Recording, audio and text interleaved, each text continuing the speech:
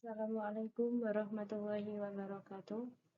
Saya Siti Nurfa dari Prodi PAI kelas 3. Di sini saya akan menjelaskan tentang teori belajar kognitisme dan humanisme. Langsung saja, yang pertama yaitu teori kognitivisme. Teori belajar kognitif cenderung lebih mementingkan proses belajar daripada hasil belajarnya. Model belajar kognitif mengatakan bahwa tingkah laku seseorang ditentukan oleh persepsi serta pemahamannya tentang situasi yang berhubungan dengan tujuan belajarnya.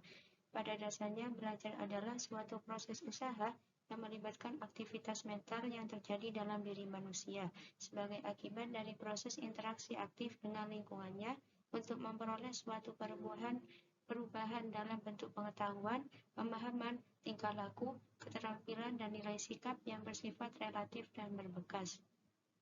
Bagi kognitivisme, belajar merupakan interaksi antara individu dan lingkungan. Dalam teori ini ada dua bidang kajian yang lebih mementingkan proses belajar daripada hasil belajar, yakni yang A, belajar tidak sekedar melibatkan stimulus dan respon, tetapi juga melibatkan proses yang sangat kompleks. Yang B, ilmu pengetahuan dibangun dalam diri seseorang melalui proses interaksi yang berkesinambungan dengan lingkungan.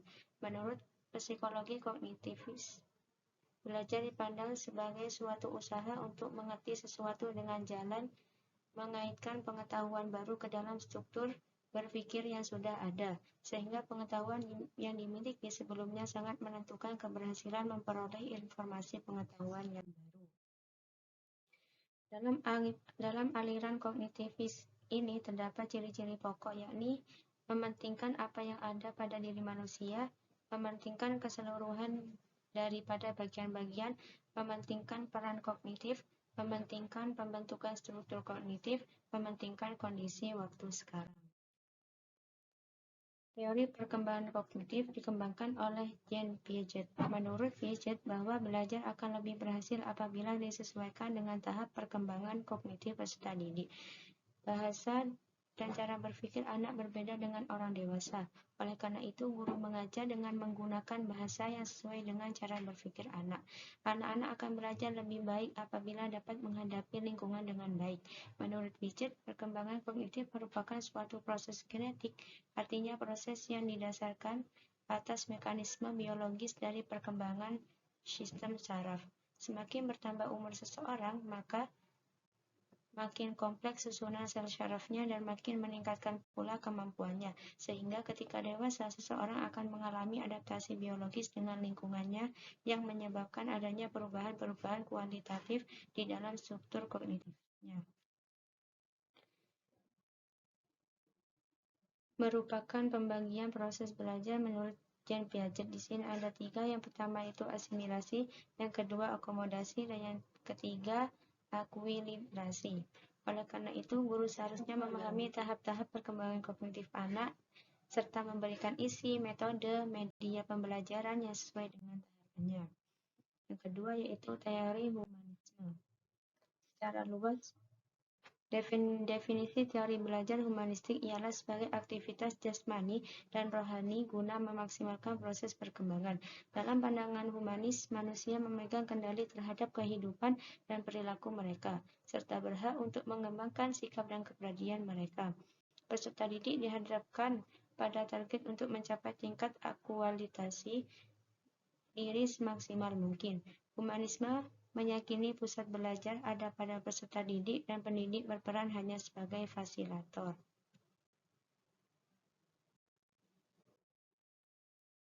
Penerapan teori humanistik pada kegiatan belajar hendaknya pendidik menuntut peserta didik berpikir induktif, mengutamakan praktik serta menekankan pentingnya partisipasi peserta didik dalam pembelajaran.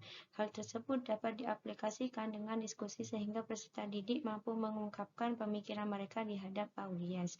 Proses belajar menurut pandangan humanistik bersifat pengembangan kepribadian, kerohanian, perkembangan tingkah laku, serta mampu memahami fenomena di masyarakat. Tanda kesuksesan penerapan tersebut yaitu peserta didik merasa nyaman dan bersemangat dalam proses pembelajaran, serta adanya perubahan positif cara berpikir, tingkah laku, serta pengendalian diri.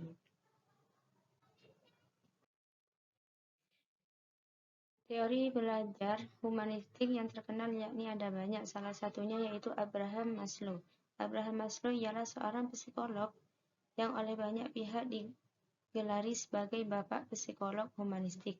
Kepopulerannya dapat ditemukan melalui sumbangsihnya dalam ilmu geografi serta demografi. Berkat teori hierarki kebutuhan yang dicetuskannya, namanya menjadi populer. Teori kebutuhan adalah pemikiran kesehatan rohani berdasarkan penemuan kebutuhan alami manusia guna pengaktualisasi diri.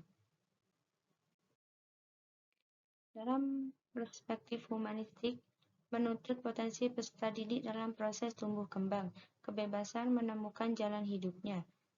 Humanistik menganggap peserta didik sebagai subjek yang mereka guna menetapkan tujuan hidup dirinya. Peserta didik dituntut akan memiliki sifat tanggung jawab terhadap kehidupan dan orang di sekitarnya. Maslow terkenal sebagai bapak aliran psikolog humanistik. Ia yakin bahwa manusia berperilaku guna mengenal dan mengapresiasi dirinya sebaik-baiknya. Teori yang termasyhur hingga saat ini yaitu teori hierarki kebutuhan. Dalam teori psikologinya yaitu semakin besar kebutuhan, maka pencapaiannya yang dipunyai oleh individu semakin sungguh-sungguh menggeluti sesuatu. Perspektif ini disosialisasikan secara dekat dengan keyakinan Abraham Maslow bahwa kebutuhan dasar tertentu harus dipenuhi sebelum kebutuhan yang lebih tinggi dapat dipuaskan. Menurut hierarki kebutuhan Maslow, pemuasan kebutuhan seseorang dimulai dari yang terendah yaitu fisiologis, rasa aman, cinta dan rasa memiliki, harga diri, aktualisasi diri. Langsung saja yang pertama yaitu kebutuhan fisiologis. Kebutuhan fisiologis terdiri dari kebutuhan pokok yang bersifat mendasar, kadangkala disebut kebutuhan biologis. Kebutuhan tersebut biasanya paling kuat dan memaksa sehingga harus dicukupi terlebih dahulu untuk berpikir sehari-hari. Ia memandang bahwasanya dalam pribadi seseorang yang merasa serba kekurangan dalam kesehariannya, besar kemungkinan bahwa dorongan terkuat adalah kebutuhan fisiologis. Dalam artian manusia yang melarat bisa jadi selalu terdorong akan kebutuhan tersebut. Yang kedua yaitu kebutuhan akan rasa. Sesudah kebutuhan fisiologis tercukupi, maka timbul kebutuhan akan rasa aman.